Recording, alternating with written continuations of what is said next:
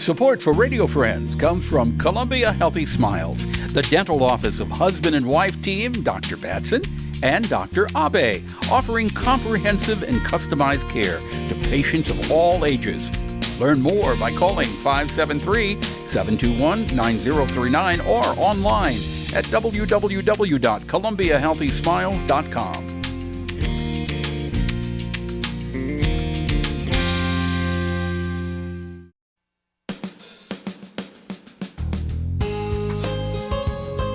Good morning and welcome to Radio Friends on Tuesday, May the 24th. Pleasure to have you with us today. We're going to talk about something that is a part of everybody's life. I would say 99 9/10% of people listening to us have a computer, right? And, Robert Ricketts is with us from ITCOMO. Good to have you here. Thank you. It's Robert. Good to be back. We've got a little segment that we started several months ago, Computer Talk. Yep. And everything is fine when the computer is working properly and the internet is working properly. It's like magic in your hands. But when something goes wrong, if you are not an IT specialist, it can be mind-boggling and extremely frustrating. Yes. And I guess one of the most common situations that many of us will experience would be slow internet speed. That's right. What causes, out of the blue, slow internet speed? Well, first of all, the level of service you subscribe to has to be up to snuff. So, for example, if you have fiber, then you're in great shape. Even Mediacom and Charter, with their cable-based internet, still gives a pretty good speed performance. DSL is probably the worst of the three. Well, no, I can tell you, I had, where I live, I had dial-up for a long time. That doesn't get any worse than dial-up. That's right. Then I went to satellite internet, which was good, but it was very expensive. Yes. And then DSL became available. And if it's all you can get, it's mighty fine. Oh, man, it was like magic. Yes. Having that DSL out there. Now, I get 10 megabytes when I tell people, 10 megabytes, oh, man, you're back in the dark ages. But to me, compared to dial-up, that's fantastic. That's right. That's right. And you can do everything. You can watch streaming video. You can do everything with 10 megabytes, except if you have a problem and it slows down. What's the common cause of slowdown? So that's where the second half of the equation comes in, and that's the Wi-Fi inside the house. The gold standard might be what we call an Ethernet cable going to your TV or your computer, but most people don't have that pulled around their house, so they have to use the Wi-Fi. And most of us have a single Wi-Fi transmitter that's sort of a combination modem and router, and it's usually where the phone line comes in or where the cable line comes in. Right. And then that one device has to have enough power to transmit all over your home.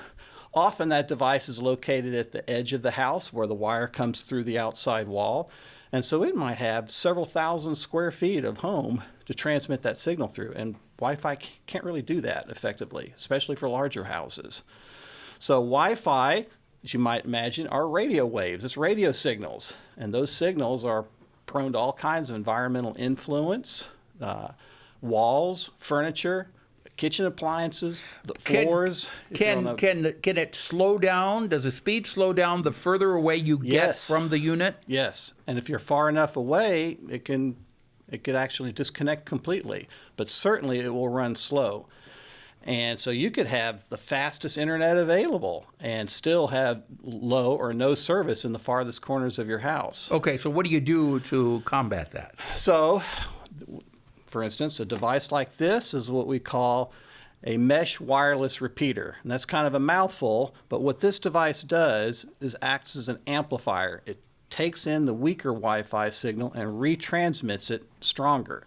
So you can get, what do people look for or ask for? Well, you're looking for a mesh, M-E-S-H, mesh. Mesh? Right. And they call it a mesh because it bathes your home, so to speak, in a strong Wi-Fi signal by using several of these devices strategically located throughout your home. So you can buy one of these devices that will pick up the internet from your router, from the original router, and then it rebroadcasts it as a stronger signal Yes. to other parts of the house. That's right.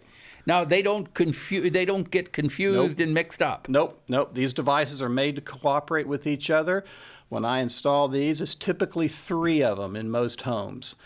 For folks that have a significantly larger house, you can install a 4th or a 5th. Now, when you say install, or do you have to run wires to them? No, that's what's nice. The device itself is just a little white box about the size of a paperback for the benefits of folks listening on radio. And there are no switches, there's no antennas. It's just What does it operate on? completely inoffensive. There's a power plug in the back, and a tiny little white wire goes into the electrical outlet. Okay. So you might put this on an end table, or it could be on a table against a wall, on a kitchen counter, someplace that's out of sight. And it's going to pick up the Wi-Fi signal That's from right. the router, and it's going to amplify it, sending it out Yes. to other parts of the house. That's right. And by having multiples, the signal can bounce between these units to find the best route to wherever you are with your device. Okay, now the other question is it's not going to increase the speed of what you have coming into the house. That's right. It will just make the best use of the service that you have. Okay, so if you got 10 megabytes, it's going to give you 10 megabytes. Yes, It's not going to give you 20 megabytes. Right. There is no magic hat that you can buy or install that's going to bring the speed up from what you're paying for. That's right, and that's why we started by discussing the internet service itself. Okay. So what would you say then, what is a sufficient speed for today's household? So I would say a minimum of 25 megabits. Now that sounds pretty slow these days, and I know that you're kind of suffering with even worse speed than that, but that's enough to stream television, most of the websites you need to go to. If you got kids that are doing gaming or multiple TVs all streaming at once, you might need a higher speed. Okay, and the highest speed that you can get is with the fiber optics, That's right. But not everybody has fiber optics available. That's right. So Socket, for instance, is lighting up new neighborhoods with fiber now. I mean, assuming they can get enough folks in a neighborhood to warrant the cost of installing fiber, which is not cheap, then they will bring fiber to a neighborhood. Do you see fiber optics becoming the basic internet provider in the future? For most new residential construction, yes. But for existing, it's going to take a while because of the cost of deploying fiber. Yeah, okay. If you want more information on this, he's got a lot of good answers for you. You can give him a call at, or check it out online. That's I guess right. that's what you prefer. Well, ITCOMO.com. Just ITCOMO.com. Mm-hmm. But again, if people want to buy these little repeaters, they can get them at Radio Shack or Best Buy. Well, not anymore. No. I mean, Best Buy sells them. You can buy them on Amazon. There's some technical setups required for this that you may or may not be comfortable with, and Okay. that's the kind of thing I could help with. All right. Thank you so much, Robert. I appreciate you coming Certainly. by. Thank you. All right. If there's something you would like to hear or see, I'd love to hear from you. Drop me an email, pepperpmissouri.edu. Go out and have yourself a nice day and be nice to each other. All right? Bye-bye.